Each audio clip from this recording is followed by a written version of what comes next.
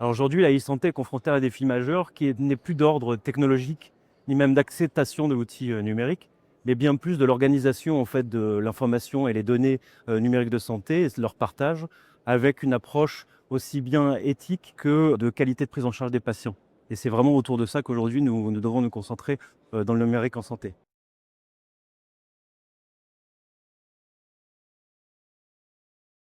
Pour moi, le continuum de soins, c'est la possibilité d'accéder à la donnée patient à tout moment, à tout endroit, de façon sécurisée, anonymisée s'il le faut pour les patients, qu'elle soit accessible aussi bien pour les patients que pour les professionnels de santé et de façon plutôt ciblée. Je pense que l'IA, par exemple, peut être quelque chose d'intéressant pour nous demain. Typiquement, nous avons énormément, pour un patient qui est chronique, il a énormément de données de santé. Dans le cadre de la prise en charge dans un parcours, il faudra que le professionnel de santé qui le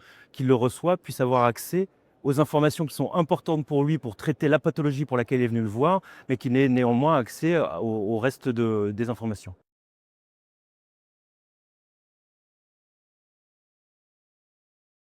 Alors mon intervention aujourd'hui, elle porte autour des groupements hospitaliers de territoire qui se mettent en place en France au sein des hôpitaux publics français. Le point fort, c'est de dire que ce groupement justement hospitalier de territoire va permettre d'avoir pour les patients un système de soins structuré autour de son bassin de vie. Et donc d'avoir la même chance d'être pris en charge que ce soit dans un milieu rural que dans un milieu urbain et d'avoir toute une continuité de soins en partant de son lieu de vie vers le centre de référence que peut être un CHU. L'autre point, c'est que c'est une première étape en fait, que le GHT servira demain à alimenter des systèmes un peu plus larges, des systèmes régionaux et des systèmes nationaux qui permettront là d'avoir une vraie continuité au niveau national et pourquoi pas, je l'espère, européen.